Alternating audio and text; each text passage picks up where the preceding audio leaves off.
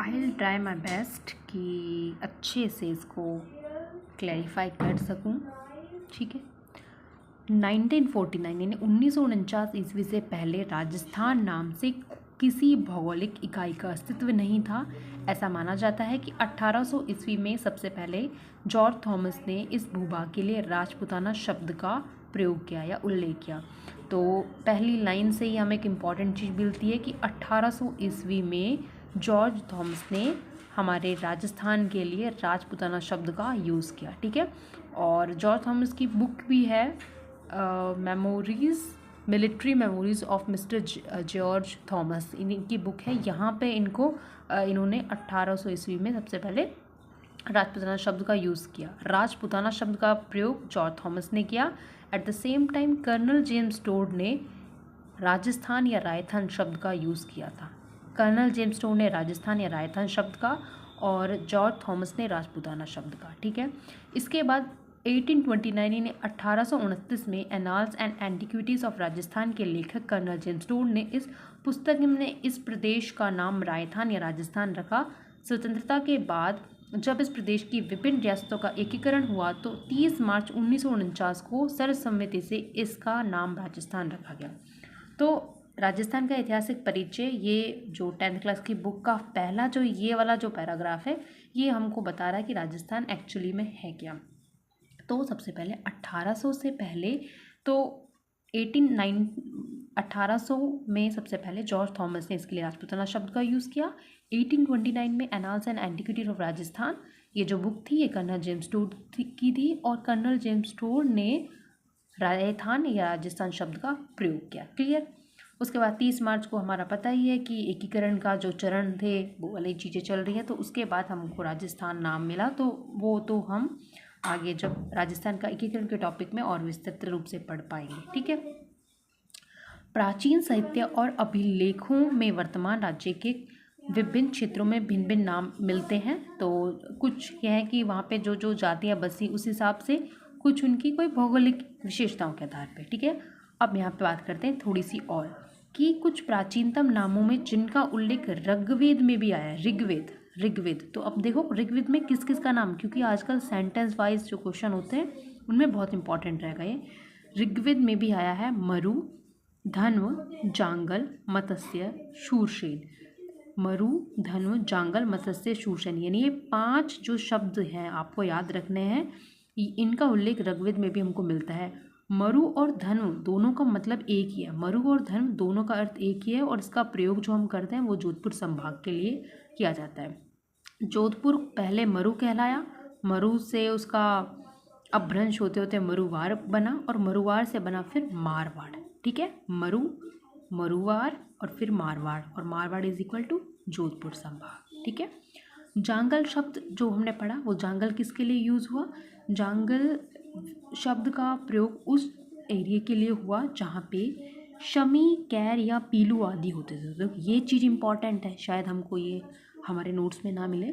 शमी, कैर या पीलू जिस एरिया में होते थे उस क्षेत्र को जांगल शब्द, उस एरिया को जांगल शब्द उसके लिए यूज़ किया जाता था। और हमारे राजस्थान में देखा जाए तो बीकानेर और नागौर के आसपास का एरिया जांगल प्रदेश कहलाया। बात करें मत्स्य प्रदेश की तो ये जयपुर, अलवर और भरतपुर का जो एरिया है वो मत्स्य प्रदेश कहलाया और इसकी राजधानी विराट नगर थी। ठीक है। और मत्स्य का उल्लेख तो महाभारत काल में भी है, आपको ऑलरेडी पता होगा। अब बात करेंगे शूरसेन राज्य की। तो भरतपुर के मथुरा क्षेत्र से सटे हुए धौलपुर और करौली के अधिकांश भाग शूरसेन राज्य में सम्मिलित थे। ये भी एक प्राचीन राज्य था, महाभारत में भी इसका उल्लेख मिलता है। तो हमने ये जो 5 नाम जो पढ़े, मरु, धन, इन दोनों का मतलब जांगल प्रदेश, सॉरी मरु और धन इन दोनों का मतलब जोधपुर संभाग, जांगल का मतलब नागौर बीकानेर, मत्स्य का मतलब जयपुर, अलवर, भरतपुर, और शूरसेन यानी करौली, धौलपुर और जो भरतपुर के साथ मथुरा का जो एरिया वो शूरसेन प्रदेश में आया। हमने 5 शब्दों का अर्थ जाना। और क्योंकि आजकल जो क्वेश्चन बहुत ज़्यादा डीप बिल्कुल मूल बुक से आ रहे हैं तो शायद एक बार पढ़ने से थोड़ा सा हमको याद रहे और इजी रहे। बाद में हम अपनी गाइड्स या उनसे पढ़ें, लेकिन थोड़ा इसको पढ़ना ज़रूरी हो जाता है। तो कुछ कुछ चीज़ें हैं क्योंकि भौगोलिक विशेषताओं के आधार पे भी नाम दिया गया है। जैसे माही नदी के पास माही नदी के पास प्रतापगढ़ का भूभाग कांठल कहलाया है, क्योंकि कांठे का मतलब ही क्या होता है, कांठे का मतलब होता है किनारा। तो माही नदी के किनारे वाले भाग को प्रतापगढ़ वाली साइड में कांठल, तो प्रतापगढ़ का भूभाग कांठल कहलाया। और प्रतापगढ़ बांसवाड़ा के मध्य जो भूभाग है उसे छप्पन का मैदान कहलाया, क्योंकि 56 गांवों का समूह था उस समय। आई होप ये वाला पैराग्राफ समझ आया होगा। नेक्स्ट पे देखते हैं, ठीक है।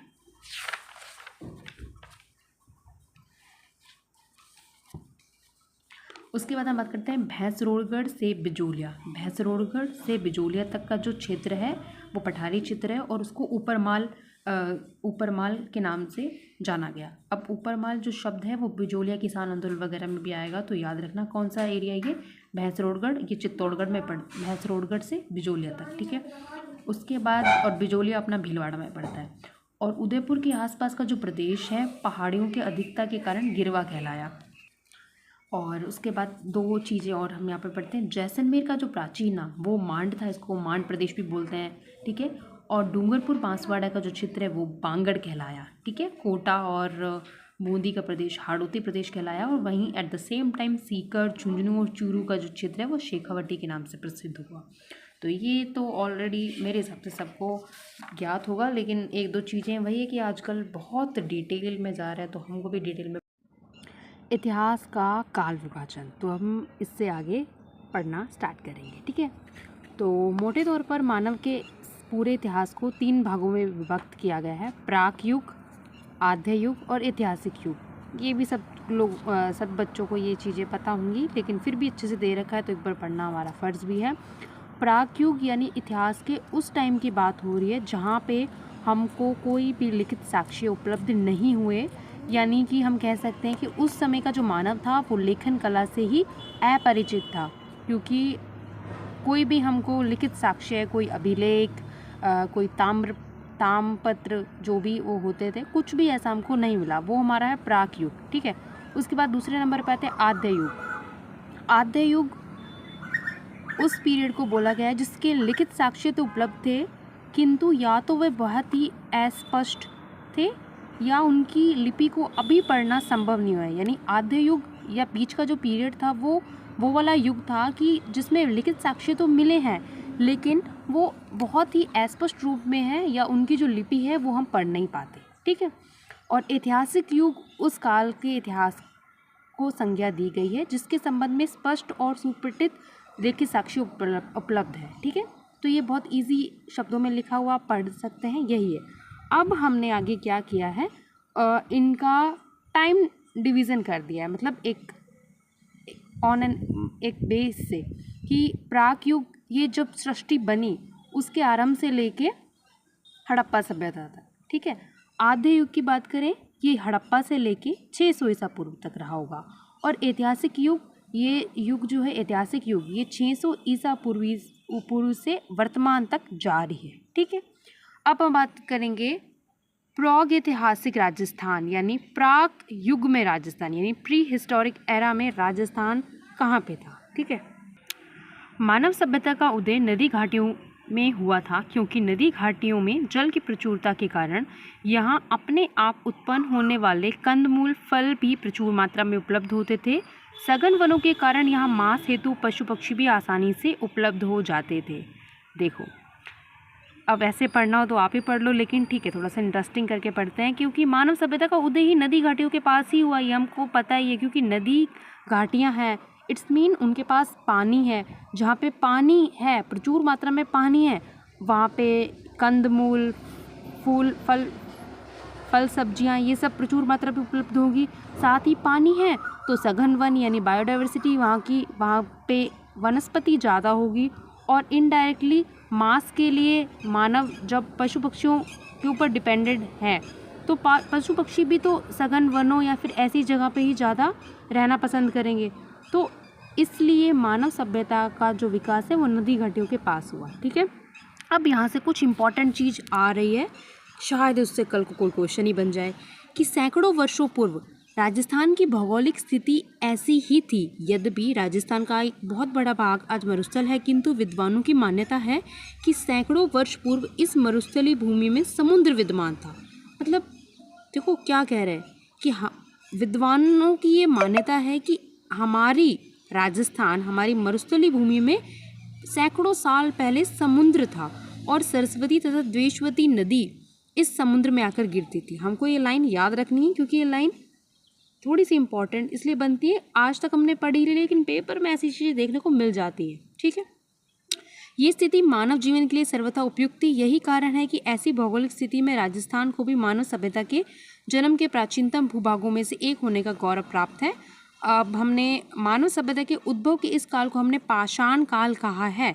ठीक है, और इसको हमने 3 भागों में बांटा है, पूर्व पाषाण काल, मध्य पाषाण काल और उत्तर पाषाण काल। ठीक है, यानी इसको हम आगे थोड़ा डिवाइड कर रखा है, इनमें पढ़ेंगे। इसमें जो चीज़ें इंपॉर्टेंट है ना, मैंने उसमें ऑलरेडी हाईलाइट कर रखा है।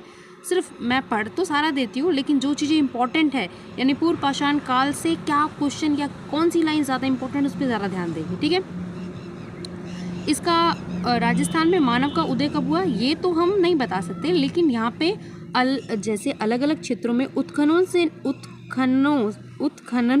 से जो अलग अलग प्रकार के पाषाण, अलग अलग प्रकार के पत्थर वगैरह प्राप्त हुए, वो इम्पोर्टेंट है कि ये वाली चीज़ कौन से काल से संबंधित है। ठीक है, तो हम बात करते हैं विशेष रूप से क्वार्टरजाइट पत्थर के अनेक उपकरणों से ज्ञात होता है कि आज से लगभग 2 या 1.5 वर्ष पूर्व राजस्थान में एक मानव संस्कृति विद्यमान थी। तो भैया यहाँ से एक जैसे क्वेश्चन अगर मैं होती तो क्या एक क्वेश्चन जैसे बन जाए कि पूर्व पाषाण काल में विशेष रूप से क्वार्टरजाइट पत्थर के अनेक उपकरण प्राप्त होते हैं। ये कथन दे दिया, इसका रीज़न दे दें कि आज से लगभग 2 या 1.5 साल वर्ष पूर्व राजस्थान में एक संस्कृति विद्यमान थी। क्या ये इससे ज्ञात होता है या ऐसे कुछ, तो क्वेश्चन बन सकता है।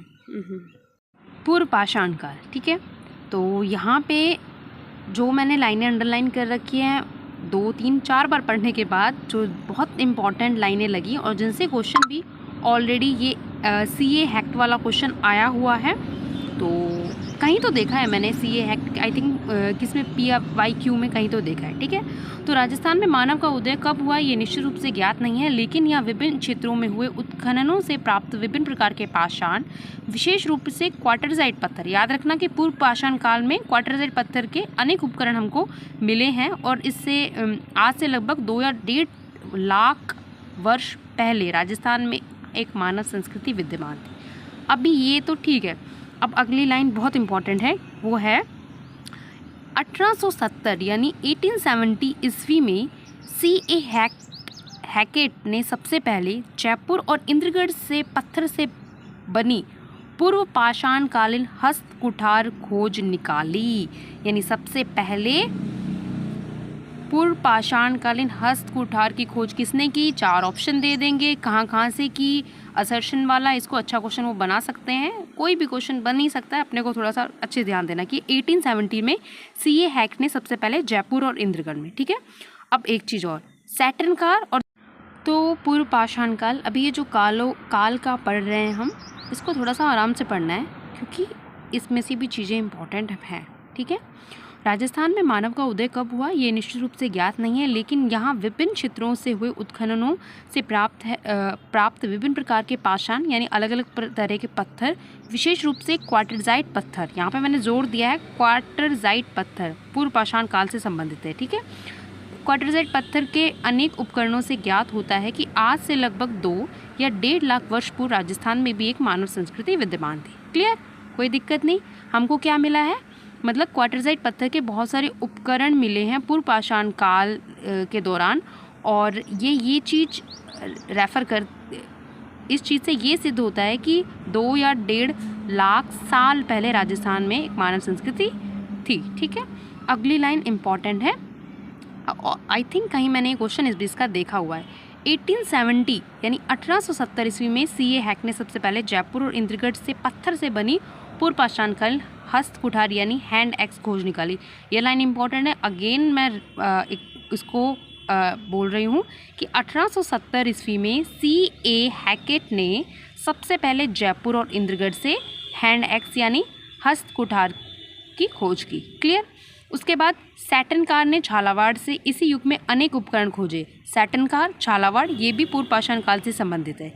इसके बाद जो दे रखे हैं कि भारतीय पुरातत्व संग्रहालय विभाग, इन सब ने भी मतलब अलग अलग अपने ये जो नाम दे रखे हैं मैंने पढ़े हैं, आप भी पढ़ सकते हैं। इसके बाद योजनाबद्ध उत्खनन में भारतीय पुरातत्व और संग्रहालय विभाग नई दिल्ली, डेक्कन कॉलेज पूना के वीरेंद्र नाथ मिश्र, राजस्थान पुरातत्व एवं संग्रहालय विभाग के आर.सी. अग्रवाल, डॉक्टर विजय कुमार, हरिश्चंद्र मिश्रा आदि विद्वानों ने राजस्थान की पूर्व पश्चिम सभ्यता और संस्कृति के विभिन्न पक्षों को सामने लाने में सराहनीय योगदान दिया। तो किस किस ने अपना मतलब किस किस का योगदान रहा है तो वो थोड़ा सा लिखा हुआ है। इसके अलावा इनके प्रयत्नों से राजस्थान में अजमेर, अलवर, चित्तौड़, भीलवाड़ा, जयपुर, झालावाड़, जालोर, जोधपुर, पाली, टोंक आदि क्षेत्रों की प्रमुख नदियाँ, विशेष रूप से चंबल, बनास व उसकी सहायक नदियों के किनारे पूर्व पाषाणकालीन उपकरण प्राप्त हुए हैं। इंपॉर्टेंट लाइन है ये कि पूर्व पाषाण काल में कौन सी नदियों के किनारे उपकरण प्राप्त हुए हैं, विशेष रूप से चंबल, बनास और उसकी सहायक नदियाँ। ये क्वेश्चन भी मैं इसको पढ़ने के बाद जेमिनाई को बोलती हूँ कि please create a quiz about this topic, तो उसने एक क्वेश्चन दिया था। ठीक है। एक इम्पॉर्टेंट लाइन और है यहाँ पे कि जालोर से इस युग से उपकरणों की खोज का श्रेय बी ऑल्सन को है। स्पष्ट है कि उपयुक्त, ठीक है। तो जालोर से जो भी उपकरण खोजे उसका श्रेय किसको जाता है? B Olson. जालोर से बी ऑल्सन को, झालावाड़ से सैटर्न कार को, जयपुर और इंद्रगढ़ के पत्थर से बनी जो हैंड एक्स है वो C.A. हैकेट ने खोजी। क्लियर। मेरे हिसाब से इसमें ये सबसे इम्पॉर्टेंट चीज़ें थी। और चंबल, बनारस की सहायक नदियों के किनारे उपकरण प्राप्त हुए। ठीक है। अब बात करते हैं मध्य पाषाण काल। ठीक है। मानव सभ्यता के क्रमिक विकास की कहानी की दूसरी कड़ी के रूप में राजस्थान के प्रागैतिहासिक काल में मध्य पाषाण काल रहा। ठीक है। अभी यहाँ पे भी बस यही चीज़ याद रखनी है, ज़्यादा कुछ नहीं है, कि पश्चिम राजस्थान में लूनी और उसकी सहायक नदियाँ, चित्तौड़ की बेड़च नदी, घाटी और विराटनगर से में मध्य पाषाणकालीन उपकरण मिले। तो कहाँ कहाँ मिले वो हमको थोड़ा सा आइडिया रखना होता है, याद रखना होता है। तो हमने मध्य पाषाण काल को पढ़ा, तो उसमें क्या, पश्चिम राजस्थान में लूनी और उसकी सहायक नदियाँ, चित्तौड़ की बेड़च नदी, घाटी और विराटनगर से मध्य पाषाण के उपकरण मिले। बस इतना याद रखना है। अच्छा, एक क्वेश्चन मैंने अब लास्ट किसका एग्ज़ाम दिया है, किसी में तो ये क्वेश्चन आया था, देखो इस जी। तो ठीक है, अब ये उपकरण थोड़ा सा इसका नाम पढ़ लेते हैं। ये उपकरण जैस्पर, एगेट, चर्ट, कॉर्नेलियन, क्वार्टरजाइट, कलसेडोनी आदि पाषाणों। अच्छा, ये तो जैस्पर, एगेट, चर्ट, कॉर्नेलियन और क्वार्टरजाइट या क्वार्टजाइट ये तो पत्थरों के नाम है। ठीक है। अब इनसे बनने क्या है, कौन से उपकरण हैं, वो है ब्लेड, इग्रेवर, ट्राइंगल, कसेन, ट्रेपेज, स्क्रैपर, पॉइंटर, ये सब चीज़ें। ठीक है ना। एक इम्पॉर्टेंट और चीज़, लास्ट लाइन भी पढ़नी है। पत्थर से बने इन छोटे उपकरणों को माइक्रोलिथ यानी लघु पाषाण कहा गया। ठीक है। इसके बाद आप पढ़ेंगे उत्तर पाषाण काल यानी नव पाषाण काल यानी नियोलिथिक एज। भारत के अन्य भागों की भांति राजस्थान में भी उत्तर पाषाणकालीन सभ्यता का उदय हुआ। अभी इसमें अजमेर, नागौर, सीकर, झुंझुनू, जयपुर, उदयपुर, चित्तौड़, जोधपुर आदि स्थानों से उत्तर पाषाणकालीन सभ्यता के उपकरण प्राप्त हुए, जिसमें सबसे इम्पोर्टेंट है भीलवाड़ा के बागोर और मारवाड़ के तिलवाड़ा नामक स्थानों से। ये क्वेश्चन भी आया हुआ है कि उत्तर पाषाण काल से जो रिलेटेड दो जगह हैं, वो एक तो है बागोर और एक है तिलवाड़ा। तिलवाड़ा अपना बाड़मेर में पड़ता है। ठीक है। मारवाड़ के तिलवाड़ यानी मारवाड़ मतलब जोधपुर संभाग वाला पूरा एरिया दे रखा है। ठीक है। इसमें ऐसे लिखा हुआ है। तो भीलवाड़ा यानी बागोर क्षेत्र और तिलवाड़ा, बागोर और तिलवाड़ा इज रिलेटेड टू उत्तर पाषाण काल। क्लियर। अभी थोड़ा सा हम धातु काल के बारे में पढ़ेंगे और शायद आज के लिए फर्स्ट क्लास के लिए इतना इनफ रहेगा, क्योंकि मैं तो बना सकती हूँ, मेरे फ़ोन में स्पेस नहीं है इतना। ठीक है। तो राजस्थान में धातु काल ताम्र पाषाण, ताम्र और ताम्र कांसा, देखो ताम्र यानी तांबा को बोल रहे हैं, कांसा आपको पता ही है। और अभी लोह युग तो आयरन एज के बारे में बात होगी यहाँ पे। तो आपको इसमें सीधी चीज़ें याद रखने वाली हैं। अब कुछ चीज़ें सच में मैंने नहीं पढ़ी, पिंडालियाँ जैसे हुए या साबणियाँ, जो शब्द पूगल तो पढ़ा हुआ है, ये पूगल भी मैंने इसमें नहीं पढ़ा, पूगल मैंने खनिजों वाले टॉपिक में पढ़ा है। तो यहाँ पे हमें बहुत सारी नई चीज़ें आराम से दिखने को मिल रही है। और यही चीज़ें फिर पेपर में आती है, फिर हम कहते हैं कि हमने पढ़ा नहीं, हमने कभी देखा नहीं, और बुक्स में पहले से दे रखा है। तो क्या, हाँ, तो ताम्रपाषाण तो कौन कौन सी संस्कृति? राजस्थान की ताम्रकालीन संस्कृति के प्राचीन स्थलों में, अब हम ताम्रकालीन संस्कृति की बात करें, गणेश्वर जो कि सीकर में है, कालीबंगा जो हनुमानगढ़ में है, गिलुंड राजसमंद, आहाड़ व झाड़ोल उदयपुर, पिंड पिंडालिया चित्तौड़, कुराड़ा नागौर, साबणिया व पुंगल बीकानेर, नंदलालपुरा किराड़ोत व चीतवाड़ी जयपुर, एलाना जालोर, बूढ़ा पुष्कर अजमेर, कोल माहौली सवाई माधोपुर, मला भरतपुर आदि विशेष रूप से उल्लेखनीय है।